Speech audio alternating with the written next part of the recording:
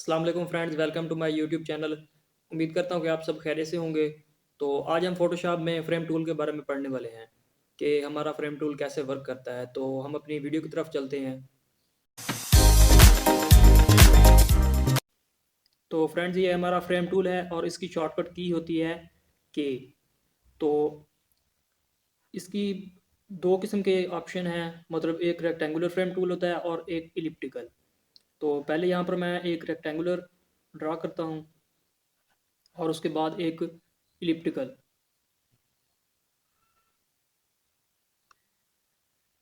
तो इस तरह मैंने ये दो इसके जो मतलब प्रॉपर्टीज़ हैं, जो इसके ऑप्शन हैं, वो मैंने दो क्रिएट कर लिए इसके फ्रेम। तो अब ये वर्क कैसे करता है। अब अगर मैंने यहाँ पर कोई भी एक पिक्चर इधर या इसमें दोनों में से किसी एक फ्रेम में मैंने पिक्चर फिट करनी है, ये दोनों में, तो मैं यहाँ पर क्या करूँगा, या तो यहाँ से प्लेस एम्बेडेड कर लूँगा। ये हमारे पास आता ऑप्शन आता है प्लेस एम्बेडेड। तो या तो मैं यहाँ इस पर क्लिक करूँगा और पिक्चर ओपन करूँगा, वो जो सिलेक्ट फ्रेम होगा उसमें जो है फिट हो जाएगी। तो या दूसरा तरीका ये है कि आप यहाँ से कोई फ़ोल्डर ओपन करें और फ़ोल्डर ओपन करने के बाद आप कोई भी यहाँ से पिक्चर उठा लें, मतलब जैसे ये मैंने ड्रैग करके फ़ोटोशॉप में लिया है और इधर आके छोड़ दी। तो आप देख सकते हैं कि ये जो इलिप्स थी उसमें वो हमारी पिक्चर फिट हो गई। तो इसी तरह अगर मैं इसमें भी अब कोई तस्वीर लगाना चाहता हूँ, तो मैं दोबारा यहाँ पर कोई भी पिक्चर यहाँ से फ़ोल्डर से उठा के, तो अब अगर फॉर एग्ज़ाम्पल मैं ये वाली एक स्पैरो की पिक्चर इधर ओपन कर लेता हूँ, तो यहाँ पर मैं ड्रैग करके दोबारा यहाँ पर आके ला के छोड़ दूँगा, तो वो हमारी जो है तस्वीर यहाँ पर आ जाएगी। तो अब हम इसको अगर अपनी मर्ज़ी से यहाँ तस्वीर हमने फ़िट करनी है, बड़ी छोटी करनी है, तो आपने यहाँ पर लेयर में आके लेयर पैनल में, तो आपने लेयर को सिलेक्ट करना है और कंट्रोल टी कर लेना है। तो जैसे ही कंट्रोल टी करेंगे ट्रांसफॉर्म सिलेक्शन इसकी बन जाएगी। तो आप इस तरीके से इसको बड़ा छोटा भी कर सकते हैं। तो सिंपली यहाँ पर एंटर कर देना है और इसके बाद अगर आपने स्पैरो की पिक्चर को बड़ा करना है या छोटा करना है, या जो भी फ्रेम में कोई पिक्चर छोटी बड़ी करनी है वो भी कर सकते हैं। तो इसी तरह आपने दोबारा फिर पिक्चर को सिलेक्ट कर लेना है। तो इसके अलावा अगर आप फ्रेम का साइज़ चेंज करना चाहते हैं, तो वो भी आप फ्रेम को यहाँ पर सिलेक्ट करेंगे और यहाँ से सिंपली डॉट बने हैं उनसे कोई आप इसकी जो है साइज़ चेंज कर सकते हैं किसी भी तरह से, मतलब अपनी मर्ज़ी से जिस तरह चाहें आप इसको साइज़ को फिट कर सकते हैं। तो अगर आपने दोनों का साइज़, मतलब जो फ्रेम है और हमारा कंटेंट है, पिक्चर है, अगर दोनों का साइज़ आपने इंक्रीज़ करना है या डिक्रीज़ करना है, तो आपने दोनों को यहाँ पर सेलेक्ट कर लेना है शिफ्ट प्रेस करके और कंट्रोल टी कर लेना है। तो जैसे कंट्रोल टी करेंगे तो ये आपके दोनों अब एक साथ ही बड़े छोटे होंगे। तो इस तरह भी आप इनको कर सकते हैं। तो इसके बाद अब मैं यहाँ पर राइट क्लिक करता हूँ लेयर पर। तो अब हमें यहाँ पर कुछ ये ऑप्शन देता है, यह है डिलीट फ्रेम और इसके अलावा डुप्लीकेट फ्रेम। अगर मैं डुप्लीकेट फ्रेम पे क्लिक करता हूँ, तो वो हमें इसका सेम डुप्लीकेट फ्रेम बना के दे देगा। मतलब जैसे कॉपी करके बनाते हैं उसी तरह, मतलब हम जिस तरह कॉपी करते हैं उसी तरह आप इसको इस तरह से जो है कर सकते हैं। तो अब मैं जैसे इसको, तो आप देख सकते हैं कि ये एक अलग से इसकी जो है कॉपी क्रिएट हो गई है। तो इस तरह से भी आप कर सकते हैं। तो अब मैं दोबारा यहाँ पर राइट क्लिक करता हूँ और हमें जो दूसरा ऑप्शन मिलता है वो है डिलीट फ्रेम। तो अब मैं डिलीट पर फ्रेम पर क्लिक करता हूँ और यस कर देता हूँ, तो जो हमारा फ्रेम हमने डुप्लीकेट किया था वो अब डिलीट हो गया। तो अब मैं दोबारा इस पर राइट क्लिक करता हूँ और हमें यहाँ पर एक और ऑप्शन मिलता है remove from frame from layer. तो अब मैं जैसे इसको रिमूव फ्रॉम लेयर करूँगा, तो लेयर से जो फ्रेम है वो रिमूव हो जाएगा। आप देख सकते हैं ये ओनली यहाँ पर पिक्चर ही रह गई है, जो फ्रेम था वो हमारा डिलीट हो गया, कट गया, अब यहाँ से रिमूव हो गया है। तो मैं अब दोबारा इसको कंट्रोल जी कर लेता हूँ और कंट्रोल जेड किया, तो ये दोबारा वापस आ गया। तो इस तरह से हम कोई भी किसी भी फ्रेम बनाकर किसी की चीज़ की पिक्चर को फिट कर सकते हैं।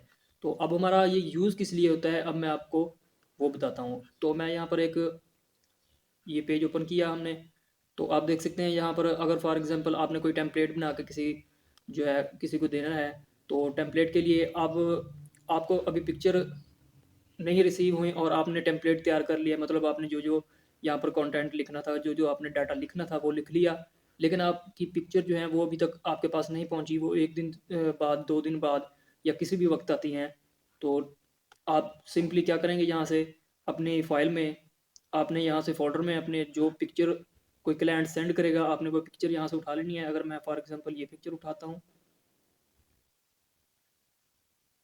और यहाँ पे लाके इसको छोड़ देता हूँ, तो इस तरह हमारी ये जो पिक्चर है ये यहाँ पर आ जाती है।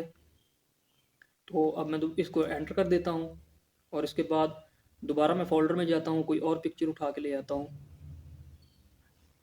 तो यहाँ पर मैं अगर ये पिक्चर उठा के ले आता हूँ, ड्रैग करके इधर हमने इस बॉक्स में आके जो फ्रेम था उसमें छोड़ दिया और ये हमारी पिक्चर यहाँ पर आ गई। इसी तरह मैं जो नेक्स्ट मेरे पास ये बॉक्स हैं, दो फ्रेम हैं, उनमें मैं दोबारा पिक्चर एक दो पिक्चर ला के फिट करता हूँ। तो अब मैं दोबारा यहाँ से कोई भी पिक्चर उठा लूँगा और अगर मैं ये स्पैरो की पिक्चर उठा लेता हूँ और यहाँ पर आके लगा दी, तो इस तरह दोबारा आप इस फ्रेम में इसको चाहे आप सिलेक्ट करें या ना करें। तो अब मैं यहाँ पर आके फोल्डर पे क्लिक करता हूँ और यहाँ से अगर मैं ये बटरफ्लाई की पिक्चर ले लेता हूँ और जैसे यहाँ पर आके छोड़ता हूँ, तो ये देख सकते हैं यहाँ पर फिट हो गई। तो अब अगर हमें क्लाइंट कहता है कि नहीं जी, ये पिक्चर मैंने बटरफ्लाई वाली यहाँ पर नहीं जो है हमने लगवानी, तो ये हमें चेंज करनी है, तो हमने क्या करना है, सिंपली दोबारा फ़ोल्डर में जाके जो वो तस्वीर दोबारा सेंड करेगा, जो पिक्चर वो कहेगा कि ये लगा दो, तो आपने सिंपली यहाँ से वो पिक्चर उठानी है और पिक्चर उठाने के बाद यहाँ पर आके छोड़ देना है। तो वो खुद ब खुद पिक्चर जो है वो चेंज हो जाएगी। मतलब यहाँ पर आप देख सकते हैं ये जो पैरेट की पिक्चर है वो यहाँ पर आ गई और जो पहले जो इधर बटरफ्लाई की पिक्चर थी वो खुद ब खुद ही रिमूव हो गई। तो फ्रेम टूल का वर्क मतलब जो है, फ्रेम टूल हम किस लिए यूज़ करते हैं वो, कि अगर हम कोई भी पोस्ट बनाते हैं या हम कोई टेम्पलेट वगैरह बनाते हैं, तो उसके लिए हम अपने डाटा को पहले मुकम्मल सेटिंग दे सकते हैं। अगर आपके पास पिक्चर नहीं है, पिक्चर अभी क्लाइंट ने आपको सेंड नहीं की, तो उसके बावजूद भी आप जो है अपने डाटा को मुकम्मल एक शेप दे सकते हैं। और आपका जैसे ही डाटा, मतलब आपने जैसे ही डाटा को शेप दे दी, आप फ्रेम टूल की मदद से अपने मुख्तलिफ जहाँ पर आपने पिक्चर्स लगानी है वहाँ पर आप फ्रेम बना देंगे और जब आपको पिक्चर्स रिसीव होंगी तो उस वक्त आप उन पिक्चर्स को यहाँ पर आके फिट कर सकते हैं। तो इसके अलावा हम शेप्स से भी जो है फ्रेम बना सकते हैं। अब मैं दोबारा इस पेज पे आता हूँ और इनको मैं डिलीट कर देता हूँ। तो अब यहाँ पर मैं कोई भी शेप ड्रा कर लेता हूँ। तो हमारा जो है, जो शेप टूल होता है उसकी शॉर्टकट की होती है W, और यहाँ पर हम रेक्टेंगल टूल को मैं अगर सेलेक्ट कर लेता हूँ और यहाँ पर मैंने ये रेक्टेंगल ड्रा कर दी,